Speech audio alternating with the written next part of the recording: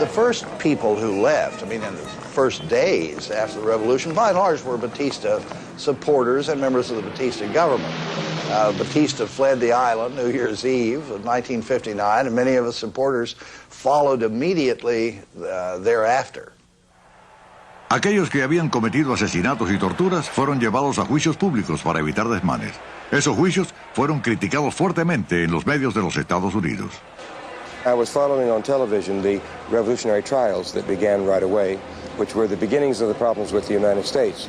In fact, a lot of the CIA's people, or some of them at least, were on trial for having been murderers and torturers of Batista.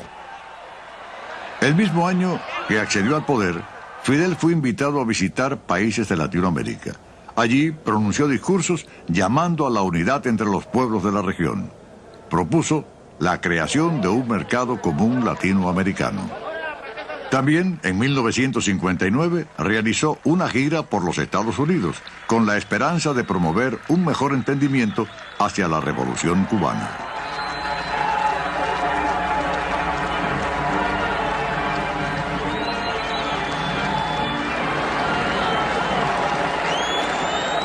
Did you ask for any economic assistance? Not here. You in the United States are accustomed to see government coming for money. Not. I came for good relations, for good understanding, for good economical relations. We are now poor country, but in a rich, poor people, but in a rich country. What we want is to work in our rich country. El vicepresidente Nixon fue designado para reunirse con Fidel, pues el presidente Eisenhower se había negado a hacerlo.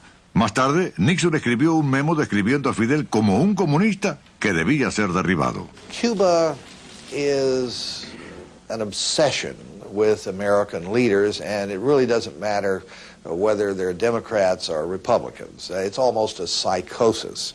The United States is simply incapable of dealing rationally with Castro.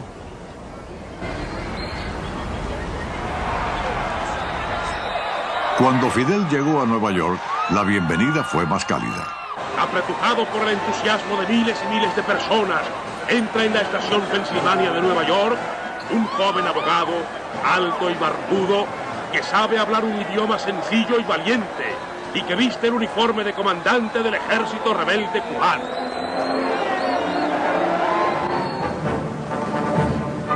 Aquí esperan el mayor Wagner de Nueva York y su esposa, así como los altos dignatarios de la Babel de Hierro, para rendir homenaje al más ilustre visitante del momento, Fidel Castro.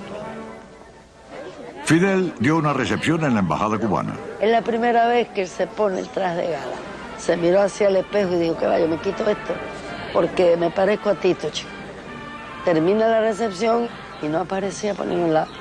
Hasta que como a las 2 de la mañana llegó y nosotros sentados allá abajo en la embajada esperándolo. Digo, ¿dónde tú estabas? Dice, no, me fui al barrio chino a comer sopa china. En Nueva York solo esa noche, esas cosas que tiene. En 1960 viajó a los Estados Unidos por segunda vez para intervenir en la Asamblea General de las Naciones Unidas. Cuando el administrador del Hotel Sherbourne temió ser objeto de propaganda adversa y pidió que se fuera, Fidel amenazó con irse a acampar a los predios de las Naciones Unidas. El dueño negro del Hotel Teresa, del barrio negro de Harlem, ofrecía el hotel, inclusive gratuitamente, a Fidel y a sus compañeros de delegación. Inmediatamente Fidel dijo, vamos para el Hotel Teresa.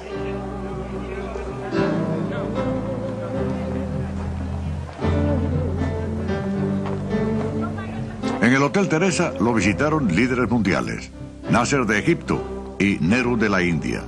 También el activista negro Malcolm X, así como el líder soviético Nikita Khrushchev. Aquí Khrushchev le está diciendo a la prensa, en contestación a una pregunta de si Fidel era comunista, dice, yo no sé si Fidel es comunista, yo lo que sí sé es que soy fidelista.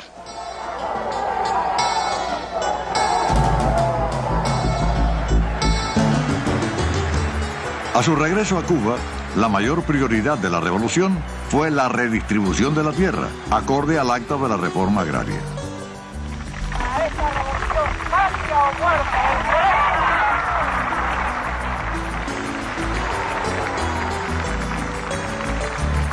Bajo Batista, los extranjeros poseían más del 70% de las tierras laborables.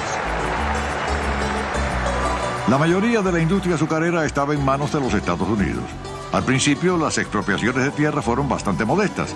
No obstante, las tierras de la familia de Fidel fueron también expropiadas. Fidel quería que fuera la primera. Mi padre decía, tengo un hijo estudiando para abogado para que le defienda los intereses. Y bueno, pues mire, el abogado fue el que firmó la ley de reforma agraria. Aparte de la redistribución de la tierra, la reforma incluía proyectos de salud, educación, vivienda y la construcción de caminos en las zonas rurales. Ya que nuestra reforma agraria afectó intereses de grandes compañías norteamericanas. A nosotros nos hacían la guerra por hacer la reforma agraria y en cambio después Kennedy estaba promoviendo la reforma agraria en América Latina para evitar revoluciones radicales. Yeah, about a year after the agrarian reform was introduced, and some American properties, rural properties, the King Ranch and so forth, were nationalized, the Cuban government ordered the foreign refineries, two of which were American, to refine Soviet crude oil. I think their first inclination was to do it, but they were encouraged by the U.S. Treasury Department not to. So they refused. They would not refine the Soviet crude. The Cuban government then nationalized those refineries, the oil companies in Cuba. The United States retaliated for that by cutting off the Cuban sugar quota, and Cuba then retaliated for that by nationalizing all U.S. properties in Cuba. And in October of 1960, the United States imposed the embargo against Cuba. So it was sort of one step led to another. Cuando Fidel lee el decreto más importante de la Revolución Cubana, en su afán de controlarlo todo, la emoción de Fidel es tanta que Fidel enmudece, pierde la voz. Y aquello fue una expectación tremenda porque era ante las cámaras nacionales e internacionales y Fidel mudo delante del micrófono. Y entonces Raúl, inesperadamente, toma el micrófono y continúa leyendo el decreto de expropiación de las grandes compañías norteamericanas en Cuba. porque se ha ido una voz por un momento, pero ahí está él y estará.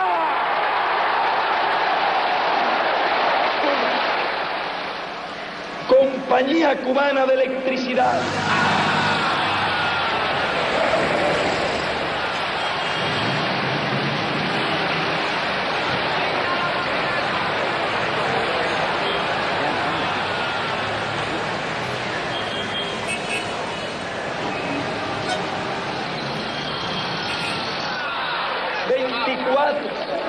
United Fruit Company.